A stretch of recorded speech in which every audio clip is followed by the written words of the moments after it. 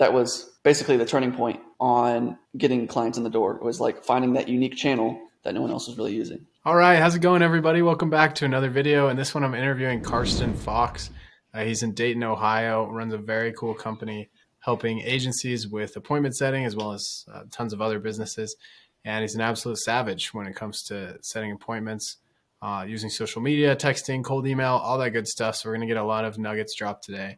I watched a testimonial video that Karston got earlier today, and the guy said, literally, there is not a video on YouTube that has these kinds of strategies. So what he's doing is super unique, and he's really good at automating everything and just making it your life as a prospecting and salesperson at the beginning of starting your agency and at any stage of starting your agency a lot easier. So Karston, thanks for coming on, man. Thank you for having me. Yeah. And we actually connected a while ago, almost 2 years ago now. Yeah. And then Karston has a long journey that he'll explain. And then we're teaming up now. Karston is the other coach inside of the coaching program that I host. So we're super excited to have him in there. He's already helping a ton of people get great results inside the program. And we're looking forward to what else he can bring. So let's dive into your story, man. Tell us, let's start. You're pretty young. You're what, 21? Yeah. Cool. So walk us back to 2 years ago when you started, or even before then. Like, what made you want to become an entrepreneur? Yeah, I don't growing up. It was always about I was poor, so it wasn't very fun.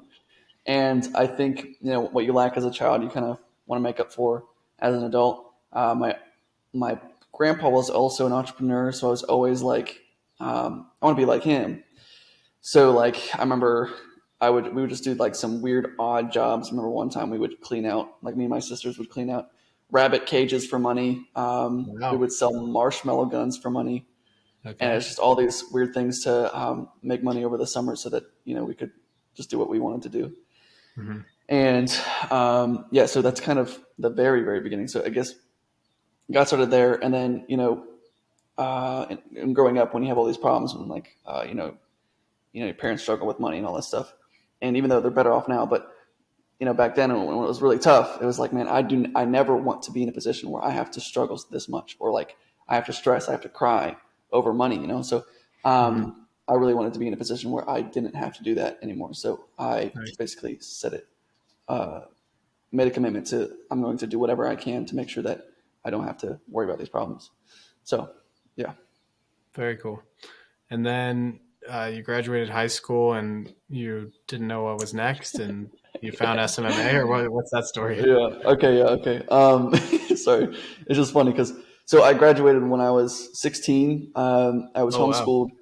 And when I graduated, I started working with a real estate agent, and I basically just worked in his office. And it was cool at the time. It was I looked way more professional than any other 16-year-old. But I hated that job just because it was I just saw what he did all the time, and it was man, I would hate to be caught up and just take. I mean, obviously, I take all the calls in the world right now, but it looked like he never got a break. And so I was like, man, I would hate to be him. I don't want to end up like that. And if I continue on this path, he was going to pay for my real estate school and all this stuff. And I was like, if I continue on that path, I'm going to end up like him. So I took a video of me saying, I want to quit my job. And then I sent him a text, and I took a video of all this stuff. And then I quit my job. I went home. My mom yells at me for quitting my job because it was this path that, was cool and everything. But I was like, I do not want to be that. So I was 17 at that time, about to turn 18. And I said to myself, I'm just going to try to do whatever I can before I turn 18 because I want to, I don't know, because when I turn 18, I have responsibilities. So I started doing YouTube videos, just doing all types of stuff. I didn't know what to do. And so every day I was just sitting at home, not doing anything, not working. And so I just started reading books. And so every single day I would read a whole book. The first book I read was How to Win Friends and Influence People. And it was life-changing to me. So I was like, man, I got to read more of these. And, you read Proverbs in the Bible, and it's the best thing to do is get wisdom. And to get wisdom, all you have to do is get wisdom. So you just go find people that have wisdom. And so I was like, how do I get more wisdom? How do I get more wisdom? And so I read probably 100 books over the course of this time. And then I still didn't know what to do. And so which is a big takeaway that I got from starting my journey, which is I had analysis paralysis, which is like, I didn't know what to do with my life. I was like, everyone was saying you have to do one thing and you have to do it really well and you have to stick for it for the rest of your life and you can't change. And I don't know. It's like all this stuff. And so that makes it really hard when you're like 17, 18 and you're like, I don't know what to do with my life. And if I pick something, I can't change it whatsoever. And it's like, do I really want to do that? Or do I really want to do this? And so it made it really hard to make any decisions when I did that. And so I found Sam Ovens, found his stuff. I bought his course. And you're what, like 17, 18 at this point? Yeah, I was 18. I had to get a job. So it was like over the summer, I basically didn't, from 17 to 18, I didn't have a job, just reading these books. Eventually I ran out of money. So I was like, I got to get some money. So I got a job at an Apple store and I was able to earn more money. Bought these courses, and I bought like, there's this guy named Jason Capital. He sold these random courses on hey, how to start this company, whatever. And so I bought just random stuff, Ty Lopez stuff, and just trying to figure out what do I do. And it was still a struggle, even though, I had all this, like spent probably a couple $1,000s already on courses trying to figure out what to do. Still couldn't think of anything because I was really bad at making that decision of like, I got to stick to something forever. Yeah. And then I was able to get a job with someone. I had an online business. And so I basically was under him. I did ads for him and everything. And I paid for like a $5,000 coach to help me figure out what I should do with my business and or all this stuff. I paid you for coaching at one point. And I still couldn't figure out what to do. It wasn't $5,000, right? Yeah, no. Not that call, yeah. I paid another coach $5,000, yeah. So then at the end of 2020, I just thought to myself, what if I just tried to do something for 1 year? What if I just tried 1 year to stick to something? And if I didn't like it, so what? It was a year. I still got the rest of my life. Mm-hmm. And that decision really helped me to get to where I am today. So if you're having a hard time making a decision, just commit to something for a year. And then after that, if it doesn't work, who cares? So that's what I did. I said, look, I'm just going to try this for a year. I looked at all these different business models of what I could do. I decided, let me just do an agency because I kind of already did ads in the past. So let me try to do ads now. And obviously you don't need to have any experience if you're trying to start an agency, but I just had experience. So I was like, let me just go down that path. And then I started my agency. It was a lot of ups and downs. So basically January 2021, I was like, I'm going to do this for a year. Going to try to build it to $1 million. And I didn't do that, but I documented my entire journey on YouTube of like each month I would make a video of like, this is where I am, this is what's happening. And so at one point, I got my first agency client in like February. So I was like doing all this outreach over the course of a month. Mm-hmm. My first client was a pest control client, and he was like the most nightmare client I could think of. Like I made no money off the deal because he paid me $600 and I paid the white label partner $600. So I made nothing. Mm-hmm. And he was coming to me constantly with problems. And then I had to give him a refund. How did you find that first client? I found the first client by reaching out to people on Facebook. So I reached out to Facebook pages on Facebook, just saying, hey, I'm in the area, whatever, doing all that. Nice. Manual, back and forth. This is the first, you found him a month or 2 months into your experiment of trying to make $1 million in a year? About a month. So it was like very end of January. And then I think he signed at the beginning of February. So about a week apart by the time I found him. And so that was that. Yeah. And so I had other sales calls too that kind of happened. Some from LinkedIn, some from Facebook.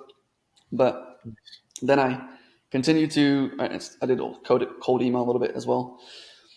But continued to target pest control. I went to California with my mom. She does travel nursing. So I just let me just hang out with my mom and go there. Nice. So it was pretty nice just to sit there and work on the business all day. But it was really hard and I talked to a lot of people that they have the same problem, which is I don't know what to do all day. Like what is my schedule? Like I'm starting this business, but now what do I do? So it's like, you don't know what to fill your calendar with. Yeah. And so I only was able to get like 2 to 3 sales calls a week with cold email. That's what I was doing. And like just trying to do Facebook outreach manually. And I was like, okay, this isn't working. I need to be able to fill my calendar more. How do I fill my calendar more? So I started cold calling while I was in California. and that one really didn't work. And which it can work, but for me, it just wasn't working. And just trying all these different things. And I bought another course. Like I just saw a Facebook ad, and I clicked on the ad, and it was about how to get more appointments for $5. And so I bought that course, and I bought all these different things trying to figure out, how do I get more appointments? How do I get more appointments? So basically for a couple of weeks, I was just trying to figure out, how do I do this? And I made a video in February of 2021 saying, I don't know if I'll be able to keep going with the agency because I'm not making any money, and I have to make money. So I might have to go get a job and go back to normal life, because I can't get anywhere to, I can't get to more than 2 to 3 sales calls a week. I need to fix this problem somehow. And so I bought this course. Sorry, just to interrupt. I think you say like 2 to 3 sales calls a week is like not a lot. And any beginner listening to this would be like, wow, 2 to 3 sales calls a week. That's awesome. But how much effort were you putting in when it came to the cold email side of things? Like, was it an automation that you set up to get those 2 to 3 sales calls a week? Yeah. So the first things were, I use this tool called GMass, which for any beginner, I still recommend it. It's a free extension tool that you can use for your Gmail account. You have to warm up your email account. So it takes a month to warm it up. But the problem is that with cold email and with almost any platform that you're using, you're limited to a certain number. So cold email, you have to warm up the account, and then you're only limited to like 50 emails a day. And if you do any more than that, then your emails will start going to spam. So it's just worthless to send. Same with Facebook. You can only really send 50 a day. LinkedIn, depending on what tool you're using, you can send 20 to 100 per day. So you're limited based on the platform that you're using. So that was the problem, is that I'm limited. Wait, so you were sending what, like 500 emails a week and getting 2 sales calls? Yeah. Okay. No, it was more like 50 sales calls a day. So I'm sorry, 50 emails a day. That's 250 a week. Yeah. Okay. And I was getting lists from like D7 Lead Finder, and just putting them in there and just trying to get leads. Cool. So that's how I started. Going back, you bought the course. That's where you were. Yeah, I got this course. It was supposed to teach me how to get more appointments through Facebook ads. It didn't help me do that, but I learned how to use Go High Level through it. And then with Go High Level, they had a feature which was texting. And I was like, well, if I have these lists that give me emails and they also give me phone numbers, why don't I take these phone numbers and try to plug them into Go High Level and try to text all these people? And if I text these people, I know in my head that people read more text than they read emails. And all I have to do is look human when I send it out. And so if I look human, then I should get some responses. So I made a video saying, I don't know if I'll be able to keep going. The very next video, I was getting 10 sales calls a day from sending these text messages out. So I just started sending 100 messages out per day. And then like people respond. And so I was like, holy cow, I was sitting all day basically responding to messages saying, yes, let's hop on a call tomorrow. Let's do this, let's do that. Yeah. And so the very next video was, I don't know if I'll be able to keep up with all these sales calls.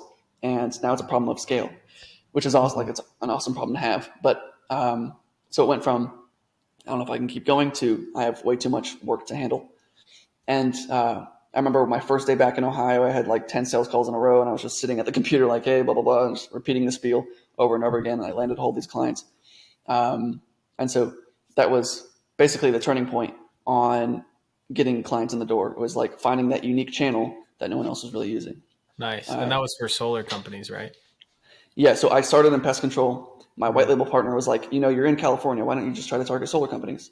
And then I was like, all right, whatever. So I started reaching out to solar companies at the same time.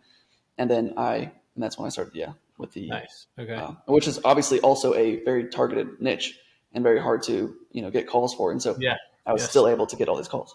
Very cool. So you landed what, like 10 solar clients in a week or something like that? Yeah, it was probably more like 6 or 7, but still I had all these clients. And then I was I don't know how to do solar ads. The last white label partner, he didn't fulfill on his promises or whatever. So I didn't want to use him for the solar stuff because like he was doing a bad job with the pest control stuff. Yeah. So I tried to figure out how to do solar ads myself. I paid some guy to teach me how to do solar ads. And basically it didn't work long-term. So I would get a client, they would, do it for a month, and then they're like, well, we're not getting results and I want to leave. So then I would just have this high churn or churn, whatever it's called. And so then I said, well, okay, I don't want to keep getting clients if they're just going to keep leaving because that's really not fair to them. or to me. So I just basically stopped reaching out to solar clients, and I had a few of them that were a few companies that wanted to do B2B stuff. Like I had roofing clients that wanted to target solar companies and wanted to reach out to solar companies the same way I was via text, because if a roofing company, if a solar company sells a solar roof and the roof is bad, they need to fix the roof first. And so the roofing company wants to connect with these solar companies so that they can get those roofing jobs as like referrals. Nice. So that was something that like a client kept on for that. But I basically stopped doing everything, and I just kind of stopped for a couple months, and I didn't know what to do. I was like thinking about, let me just go back and get another job. And I did at one point. I worked at some place for a month, and it was the worst experience of my life to be back at this job, because I was like, I know the potential of what I could be doing right now. And I'm sitting at this 9 to 5, sucking my time. I was doing 200 calls a day, just calling trucking companies and all this stuff. And it was very annoying. And I needed to pay rent and all this stuff, but the company, it's funny, when I put my banking information in, it was one number off. And so basically all my money was going to somebody else's account. And so the HR said, we can't really fix anything up with this. And so basically I worked for a month and I didn't get paid. We were able to figure it out, but I basically quit. I was like, look, if you can't pay me, I'm just going to quit. And so I quit, and I was like, I don't really know what to do. And I was like, well, I'll figure it out. God will, intervene, make a way. And I think a couple days later, I was just scrolling through Facebook, and I saw someone posting saying, does anyone need help getting appointments? And I said, well, I was able to get 10 calls a day, like with my agency. So if people actually want this as a service, and like that post had like so many comments, hundreds of people saying, I need help. So I was like, well, if I was able to get 10 sales calls a day, why don't I just help other people get 10 sales calls a day, and they can fulfill, right? They can do the work on fulfilling the clients because they're good at that. And so I'm good at getting the sales calls. You can just do the fulfillment. And so then I literally just copied and pasted his exact post and reposted it. And from that, I got like 60 comments, and then I got my first couple clients out of that post. And so since then, I've just been helping agencies get more appointments on their calendar by optimizing all these different strategies. So that's the story. Very cool. Very cool. The banking information is, I actually just watched a video on it yesterday, and I was like, oh my gosh, that banking. Yeah. It was just funny. It was like, you guys don't have any verification. Like, you guys just send my money to somebody else's account. Yeah. It's wild. What a story, man. I think hopefully a takeaway that people are getting from this is it's not a straightforward path to whatever your version of success is, it's a rocky, which I think we have the kind of the same story in a way, where it's like, I didn't choose something that everyone was saying, you have to be passionate about it, you have to love it, and you have to stick with it for the rest of your life. So those three things were making me very hesitant on picking anything. But once I picked something, when I was doing the stuff for the solar companies and the pest control, I loved it. It was fun. But I didn't think, before I started, oh, this is going to be fun and I'm going to love it. And what I do now, I love what I do, but I would have never thought that I was going to love B2B sales, right? 2 years ago. So it's pretty cool. That's really funny. It reminds me, I was watching Friends last night, and I don't know if you've seen Friends, have you? Yeah, a little bit. Yeah, there's this episode, Chandler comes in, he quits his job because he's going to get a raise, and they're like, what? Like that was a temp job. Like, I can't believe they gave you a raise. That's awesome. And he's like, yeah, but I've been there for 5 years at his temp job. And then he goes to see a career counselor, and he comes back and he's like, 8 hours of career counseling, aptitude tests, all this stuff. And they just told me that I'm supposed to go back to data management, which is what he was in before.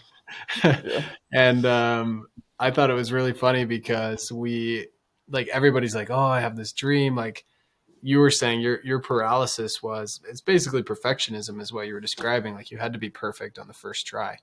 And I was having a conversation with somebody yesterday, said like when you're starting out, you're so scared to fail that like you end up failing in a much worse way than if you had just like actually failed, like once you started taking action and getting like kind of getting your head in the gutter with, your first 10 clients or whatever came through there and like failing on that taught you way more than just sitting there thinking about, what am I going to do next? And once you found something that didn't work, you're like, okay, you could have said, all right, I'm done, which, you know, you kind of had to pay rent for a second.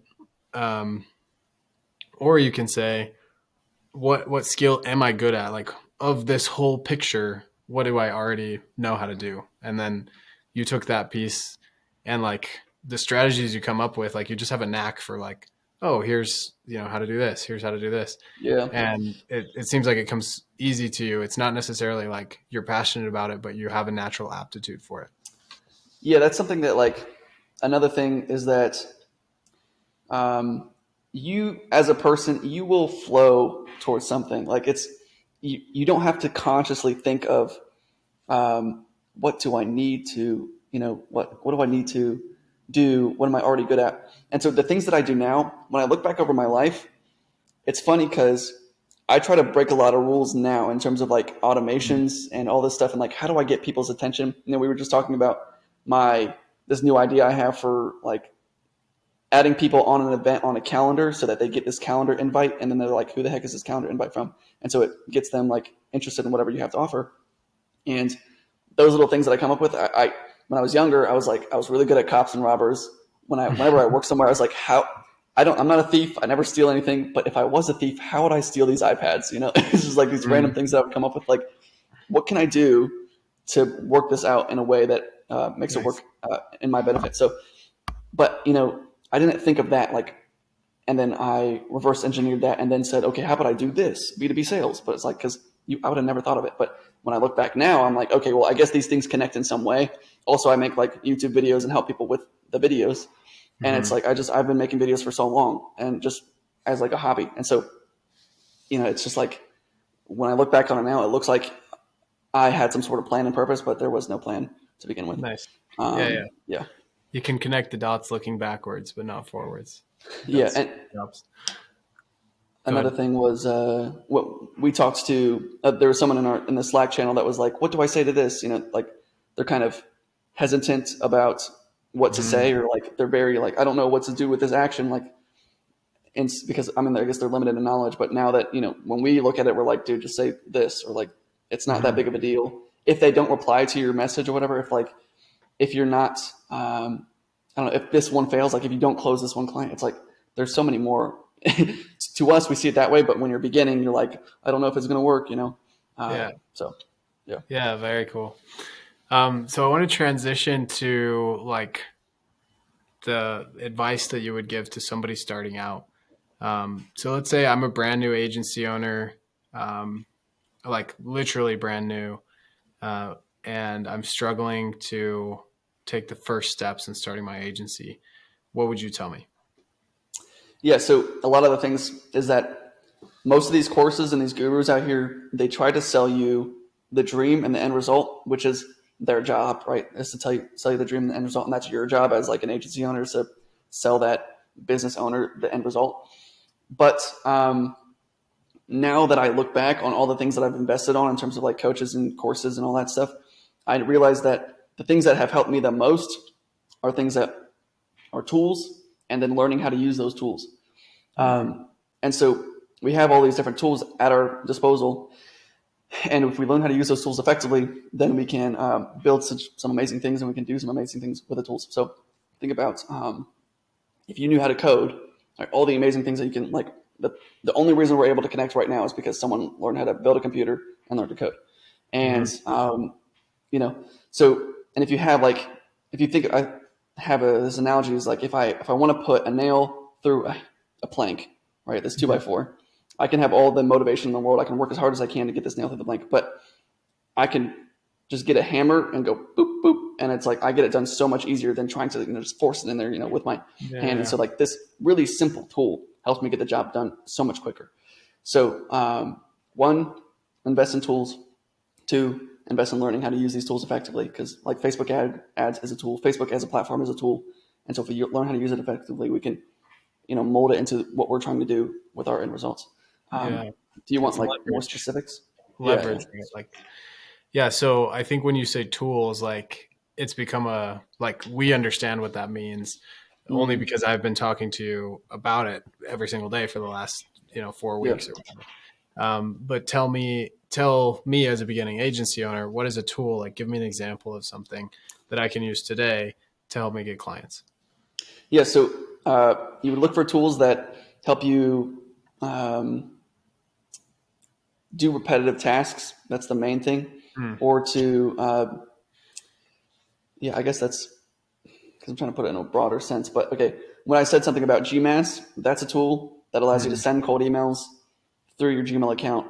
And that's what I started using, and it was so helpful for me. And so it's like this free tool that I found, and it did so much in the beginning. And same with the Go High Level. Like, I would not be where I am if I never had found that. So these tools that allow you to automate this. So if you're doing an agency stuff, tools that allow you to automate things, or even there's a lot of different examples of tools, because like another one would be tools to get data. So if like, how do I get business owners' phone numbers and emails? How do I get their LinkedIn or Instagram accounts? And so there's separate tools for that. And so I guess finding tools that help you get more clients. And we can go into those specifics if you want, but yeah. No, yeah. I like it. It reminds me of like making the first $100,000 is the hardest. Alex Hormozy has a short that just came out about that. It's like the first $100,000 is the hardest because you have no leverage. You're like, you have to learn everything yourself. You have to do everything yourself. And what you're saying is there's free or cheap tools that are available to the average, beginning business owner that basically takes your actions and amplifies them 10 times, making that first $100,000 the easiest, or 10K for most people right now, the like much easier than it is when you do things. So I think a good example, like why don't you show them the Prospect Connector Pro tool that we have in the program? Yeah. So this is a really cool tool that I use almost every day. And it's really been one of the main things that has helped me to get to where I am. So nice. When I got this tool, it was $130 per month. And I had other people telling me, why the heck did you just spend $130 on that tool? But I can kind of just show you what it does. Basically, all it does is it's going to reach out to people. I tell it the message that I want it to send. Like, I want it to send my offer to people. Like, hey, I help you get more appointments for your agency. Let's see that. I help you get. Can you show them the actual message you send? Yeah. So go here to settings and let's go 40 months. So it's like, I know you probably get pitched a lot, but I just wanted to reach out and see if you're interested in getting 40 appointments booked per month. You open a chat, and so it's a message kind of like that. And then all it does is it will start trying to find people that are in your target audience. People that have like you're at a Facebook group right now, right? Yeah. So in a Facebook group, you just go to the members tab, go to members with things in common. And I have a whole video on how I literally just lay out how to do this entirely. It's like an hour-long video on my YouTube channel. But it'll find those people, and then it'll send them a friend request. As you can see, like all these people in here, I've already sent them a friend request because I've run this automation several times. And it'll send them a friend request, and then send them a message directly after sending a friend request saying, whatever message that we want to send, which was, hey, I just want to see if you're interested in this offer. So that's just one example of a tool that has, when I got this tool, I paid $130. People were telling me that was stupid for you to pay $130. And then within the first 3 weeks of using the tool, just the way that I just showed you how to use it, I got $8,900 out of the tool. So it's like, and now I'm closer to $10,000 per week just using this tool. So it's like, obviously it was a great investment, Yeah. Incredible investment. So what about the alternative for those that don't understand, like when you're starting out your agency and you begin to do outreach, because I'm fully aware there's a lot of people watching this that, haven't even worked up the courage, so to speak, to go out and just talk to business owners or begin doing outreach. The alternative to what Karston just showed is actually searching, first of all, for the person in your niche. So going to the group, joining the group, looking through and seeing, okay, is this person actually in my niche, or are they another marketer or whatever? You have to go to their profile. You have to look that up. Then you have to send the friend request. Then you have to send the message, and you do all of that manually. And that's going to take probably 3 to 5 minutes per person. And then as we know, prospecting is all just a numbers game. So the more numbers you posts, the more likely you are to get somebody actually on a sales call. So let's say you do that for an hour at 5 people or one person every 5 minutes on average. You're going to get, I don't know, how many is that an hour? Like 20 or? Yeah, you can only send 10 messages per hour on Facebook anyway. So you would have to start, and then the next hour you do it again. And then, because that's what I did when I started, which is like, I have to wait another hour to send more messages. So it's going to take it all day to actually go through and connect with the people. You're going to have to do it though. So in this case with Prospect Connector Pro, what's your daily workflow look like? Yeah. So I literally, whatever I just showed you, which is just click start, it just starts running, and then that's all I have to do. So then messages will apply. And so another thing that I know that some people have an issue with is they're just afraid to send messages, or like they're afraid of like their image, and it's like they don't want to look bad for some reason. And so I guess I understand that, and I've been there before. But once you get to this point where it's like, I just send messages every single day, and it's like there is no care about my image, just because it's like it's all a numbers game. And I think Dan Kennedy says, if you haven't made someone mad by noon every day, then you're not marketing effectively. So you're not marketing hard enough. Yeah. Yeah. So I just press play, and I let it run, and only about 3% of the market is ready to buy at any given time. And so what I'm looking for is really just a 3% positive reply rate. So I get probably about a 10% reply rate, and 5% of those 10% are positive, or 5% of the messages that I send out are positive replies. And so every day, if I send 50 messages, then I should get around 5 messages back. And then I would get maybe 2 to 3 positive replies saying, yes, I'm interested in your offer. And then I qualify further from there, and then I book the call. Very cool. And eventually, if you get enough of this rolling in, you can just hire somebody to manage all the messages and only get the very most qualified appointments onto your calendar. It's very cool. Yeah, for sure. Very, very cool. Same with like the SMS thing. Like you can, because Facebook is limited to 50 per day, but SMS you can send 3,000 per day if you want to, and you can book a ton of sales calls. But like, I don't even run that because I'm too busy as it is to take on all those sales calls. But yeah, very cool. How does it feel to be in this position? Like I genuinely mean this when I think like less than 1% of the market actually knows how to get consistent calls. And there's a lot of people with successful agencies that just haven't really mastered the call part. And like my agency, we would go sometimes a month without a call about a year ago. And like, we just didn't have like a consistent way of doing things. And I had people like you reaching out to me like, oh, we can book you like 60 calls a month. I'm like, the heck? Like, what would I do with 60 calls a month? Like, we can barely handle like 8 new clients a month. Like that would be our max, So, sorry, I'm trying to think what my original question was. First of all, how do you avoid going too high with it? And then like, why do you think that most of the market doesn't know how to do this? Yeah. So what do you mean by too high with it? Like, like if you went in and booked 40 calls for me, like, and we had our typical closing rate for the calls, like I'm worried that most of those calls are going to be unqualified or they're going to no show or whatever. But let's say we have a 80% show rate, and then, of those half are qualified. So we've got like 15 qualified prospects in a month from 40 calls. Like, is that reasonable, or what's how do I avoid wasting my time as someone who's a bit more established? This obviously doesn't apply to people starting out. So how would I avoid wasting my time getting on calls with people who aren't as qualified? Yeah. So, someone asked this in the Slack group where they're like, how do you manage your time? And my answer was that when you're starting out, obviously you just want to focus on sales. So I just took on any call that I could. And so when I booked 10 sales calls a day, it's just like I wasn't really doing much qualification. I was just taking them on. Yeah. Now, when you're in a position where, like me and you, where we have just a whole bunch of other stuff to do all day, and we still want to live our life, we don't want to take on that many sales calls. And so to do that, in the beginning, you test everything. You do everything that you can to get sales calls. And then from those tests, you understand, and obviously you don't have to be super scientific. It would be better if you did, but for me, I just know that the calls that I get from texting are usually lower quality because they're just really broad in terms of like who I'm targeting. But I can close maybe about 10% of those. Cool. But on Facebook, I know that I close maybe about 65% of them, of the calls that I get, and it's easier to qualify on Facebook.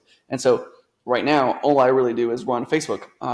So because I can take those 20 calls a month and no problem. It's pretty easy to do. I can still focus on what I need to do. And I can get that 65% close rate, and I'm happy. And so, when you're beginning, just do everything like, spray and pray, like do the LinkedIn, do email, do everything that you can. Try to get the best results out of each platform. And then once you figure out, okay, this works better than this, then we can narrow down and we can just say, let's just focus on this and just go heavy on that one thing. So very cool. And then why do you think that this is such a, I don't want to say misunderstood, but like underutilized? Like, I think the reason most people aren't entrepreneurs is because they don't get that prospecting is like possible. Like they're like, how would I get customers? Why do you think it's seen as hard, and why isn't it hard at the end of the day? I think it's seen as hard because one, people's ego is involved, right? So it's like, I don't want to look bad. When you do a cold call, it's like, it's kind of scary, and you're like, I don't want to look bad in front of this person. Same with a message or anything else. Or if you're like door knocking, it's kind of like an ego thing. And the other thing is it looks hard. And I think people just don't, it's a lack of knowledge, right? So it's like, if you don't even know that the tool that we just showed you, if you didn't know that existed, like this could just change your life, right? This one video just change your life. Yeah. And it's the same with like when I learned about Go High Level, it's like that thing just, the only reason I'm here today is because I learned about that back then. So I think it's a lack of knowledge for people when they don't understand, like, how do I get more customers? And then what was the other question? And like, why is it easy? Like, because it's like you live and breathe this stuff and it seems like quite easy to you. Is that the case? Yeah. And so the reason it's so easy is because, I noticed the problem in the market, which was I have trouble getting sales calls. And I was like, people want consistent quality sales calls. So I just dedicated my time to figuring out, how do I get consistent quality sales calls? And it's so easy because I have these tools in place where I can just set it and forget it. And now I literally wake up every morning and there's like 10 messages on Facebook like, hey, Karston, can you help me? And it's honestly gets frustrating now. But, and which is cool to have that problem. And so, and Alex Ramosi, we talked about this video the other day, but he said something like, you want to do 100 actions in your business every day to like get new customers. And if you do 100 actions per day, you'll have more business than you know what to do with.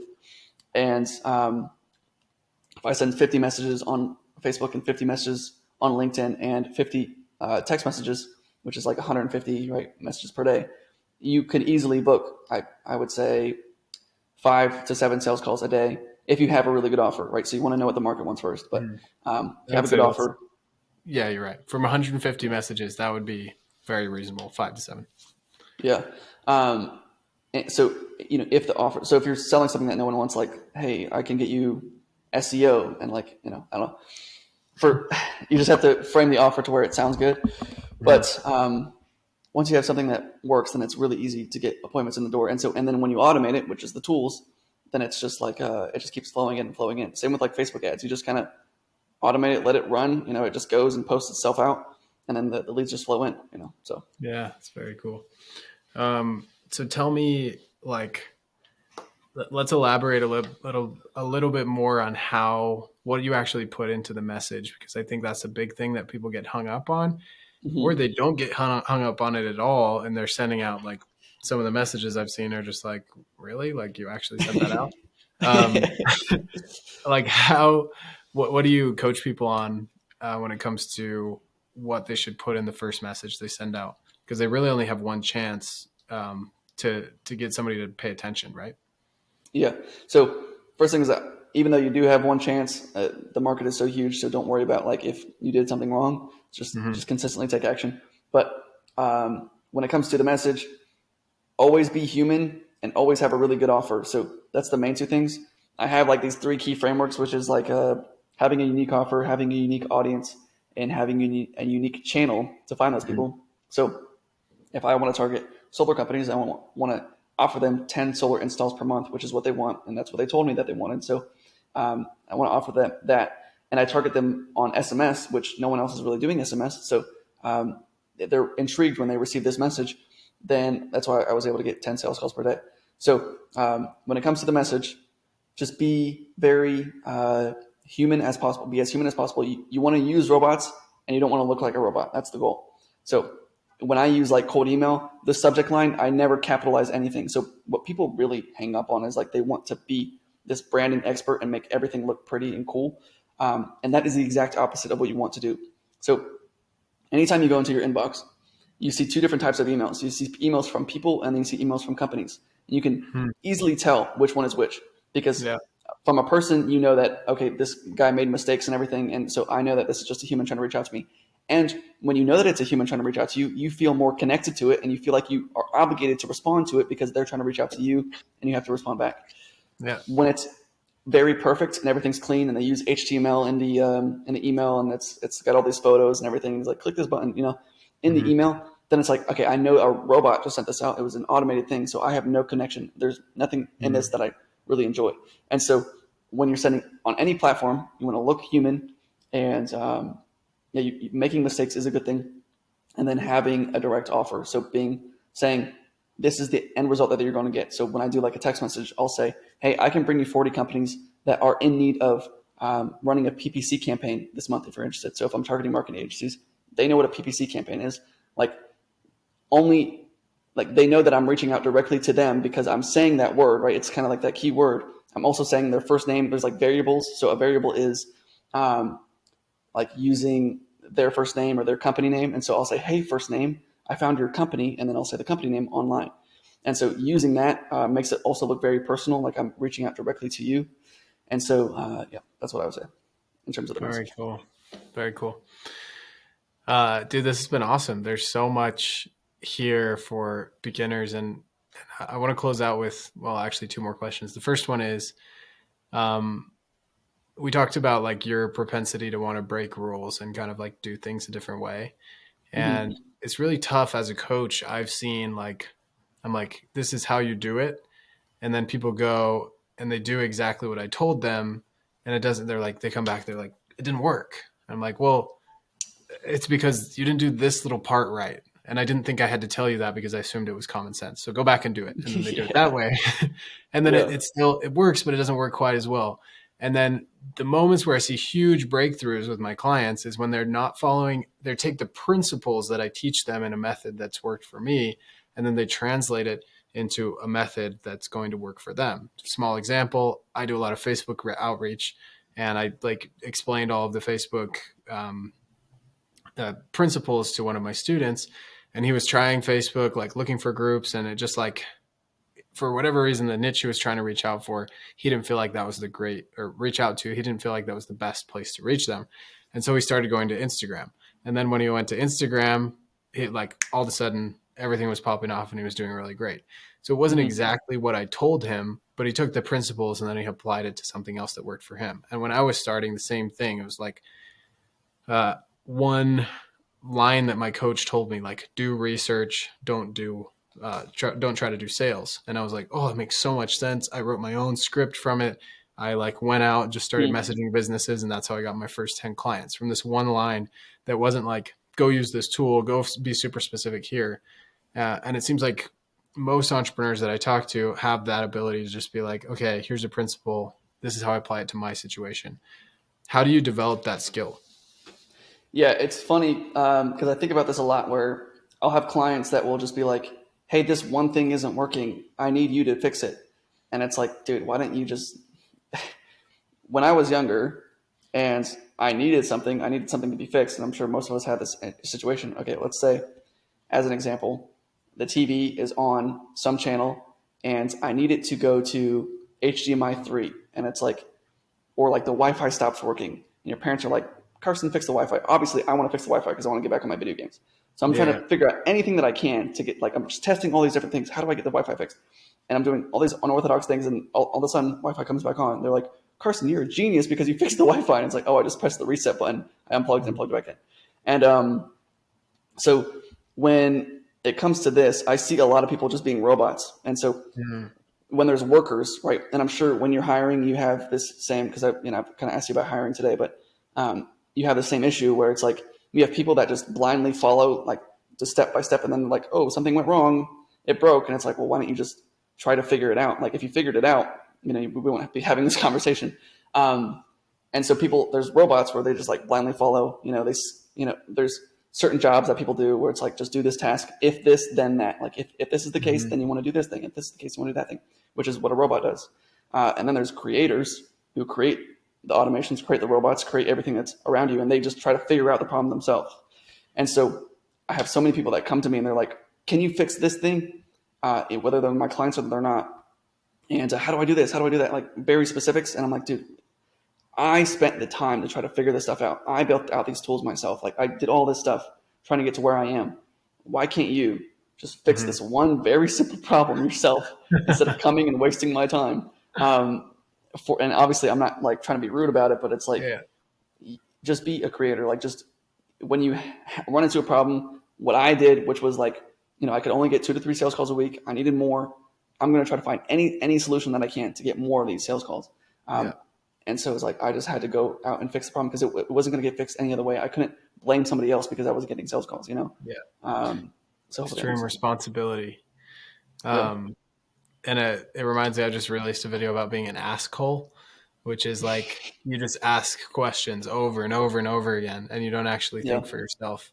And that's actually like if you go back to the very first YouTube video I ever released is what's wrong with the world and how to fix it. And my point in there is think for yourself. Like everybody, it's not just like in business, it's in literally everything. Like we're just mindless drones going around. Like if you asked half the people in college why they're in college, they'll probably say like, I don't know. It's just like what you're supposed to do, right?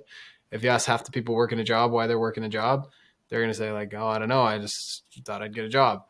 And we don't actually take the time to think deeply about issues. And that's why it doesn't work. And part of becoming an entrepreneur, and this is a skill I've had to focus on as a coach. If I'm a coach and someone comes to me and says it's not working, I'm like, cool, go fix it. Like this is what I would do. I told these principles work. Like they work. I know they work because they didn't just work for me. They worked for these 5 other people.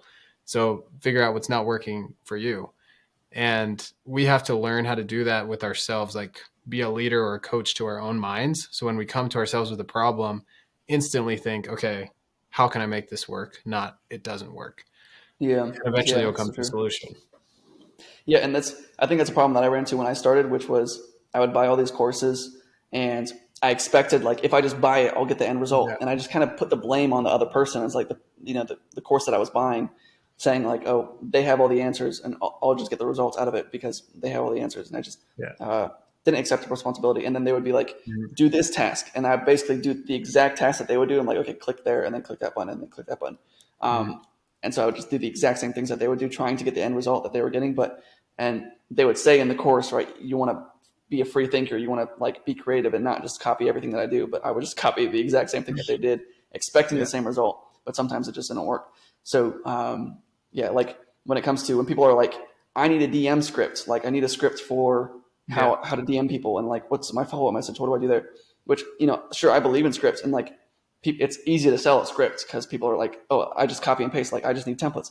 But the best results that I've gotten are things that I just came up with myself. And so like some of the scripts that I sell now or like that I give away now are because I just came up with it myself and I was like, maybe this will work. I tried it and it worked really well. And then it's like, nobody else is doing this. And so, like a lot of like right now, people are using the exact same subject headline, which is quick question, all lowercase. And we've all probably seen those in our inbox. But now it's just becoming repeated and repeated and repeated. And so then your brain's really good at deciphering what's human and what's not. And so if everyone's using quick question, then we're going to be able to be like, okay, that is just an automation. I'm going to find, if a human's trying to reach out to me, that's not a human trying to reach out to me. And so if I'm using the same subject line as everybody else, just because I saw someone else do it and I just regurgitated it and tried it again, then it's, you're going to get the same results as everybody else, if not less, because, the market adapts, right? And so you have to adapt. Yeah, absolutely. It's like the Sam Ovens sold his VSL in like it was everywhere. Like everybody was running Sam Ovens VSL for 2 years until it didn't work anymore.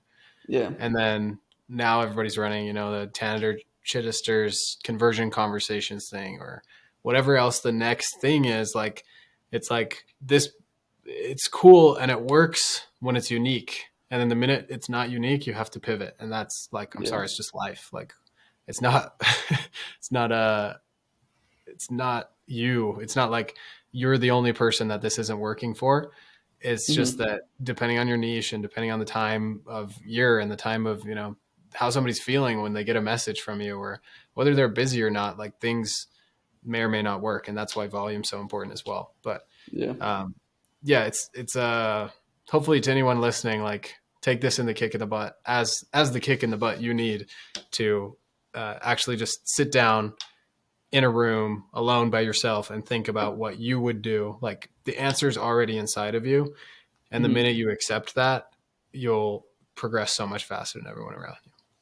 Yeah. And obviously having coaching is very, very valuable because like they can just answer that question. Cause like, when we talk to people, they say like, what's the problem? Like I need to fit like this huge hurdle to them. And it's like, dude, it's literally just a pebble. And so then it's like, oh, this is what it is, which is cool. But a lot of the times when when I'm in a situation like, I don't know how I'm going to pay rent. I don't know how this is going to work. And it's like, I'm here today. And it's like, I just had to figure it out. I did a lot of laps around here. Just be like, what do I do? What do I do? What do I do? And so, which I think a lot of people, they just want to push the blame off to somebody else. So just don't do that. Yeah. That's great. So, what piece of advice would you give to someone starting out? Just one piece, like 1 or 2 sentences. How would you put together your approach to building a successful company to somebody just starting out? If it's for specifically this, right? If they wanted to get more appointments and to build a successful company that way, I'd say invest in tools and invest in learning how to use those tools. So that'd be my main thing. That's great. And for those listening, where can they get access to all these tools that have enabled you to build such a successful appointment setting business, Karston? Well, we have tools in our offer. So you can get these tools wherever you want to, right? You can get them online. You can pay separately for them. But in our coaching offer that we provide, we give you access to all the tools that you need. So an Instagram sending tool, so an automation to just send Instagram messages out consistently every single day. This Facebook sending tool that I just showed you that made me $10,000 in 3 weeks. A LinkedIn sending tool, SMS sending tool, an email sending tool, and a list building tool. So basically, if you want to find solar companies in Fresno, California, how do I find those, right? It would give you all the emails, all the phone numbers. So basically, we give you all those tools as a part of the coaching. So that's why I wanted to create this offer, because it's like we give you the tools, so you're investing in the tools, and you're investing in learning how to use those tools. And I didn't just come up with that piece of advice to try to sell this. I thought of that before I ever come up with this, because I was like, what if there was a coaching out there that could provide these things? Like they could provide the tools and a coaching on how to use them. Very cool. Yeah. How much would those tools cost if you were to buy them all individually? Yeah, so it's usually, I think they're each $100. So for the first 4 tools, so that's $400 a month. Plus the other tool is, if you're trying to pay per contact, like there's a lot of tools. The list building tool that I talked about, usually you pay anywhere between 50 cents and $1 per contact. And so let's just say you're getting 5,000 contacts a month. That's another $5,000 you have to spend on just, which is just like emails and phone numbers, right? Which is very expensive. But this tool is included in the program, and you get unlimited contacts. So it could be anywhere between $400 and a couple $1,000 for the tools, depending on how you use them. And how much can they get the tools for in our program? Well, they can get them for $900 a month, depending on what they want to do. So $900 a month includes all the coaching and all of the software products. So everything you need, it's month to month. You don't have any long-term commitments. Like the fastest route to growing your agency is right here. You've got Karston to help you book the calls. You've got me to help you manage the clients. And, we only want to help you if we actually can help you. And so we're not going to sell it to you if you don't need it. But truly, honestly believe that this is the best offer out there right now. Which is funny because I sent you the some guy I talked to yesterday or the day before, he Mhm. said if I had this when I started out, I would have sold my kidney. Yeah. And it's interesting because I wish I had this when I started out, and so Yeah. I wouldn't have bought. I bought so many other courses, so many other Yeah. programs, and it's like this is what I wish I had, and so that's why I offer it. Very cool. Awesome. Karston, thank you so much for coming on, man. And if anybody's looking to join the coaching program, links are all down below. You can also check out the individual versions of the softwares that we talked about, verify that they actually do cost that much. And please book a call, talk with Karston. He's the one taking the calls right now. And we'll hope to see you on the inside of the coaching program soon.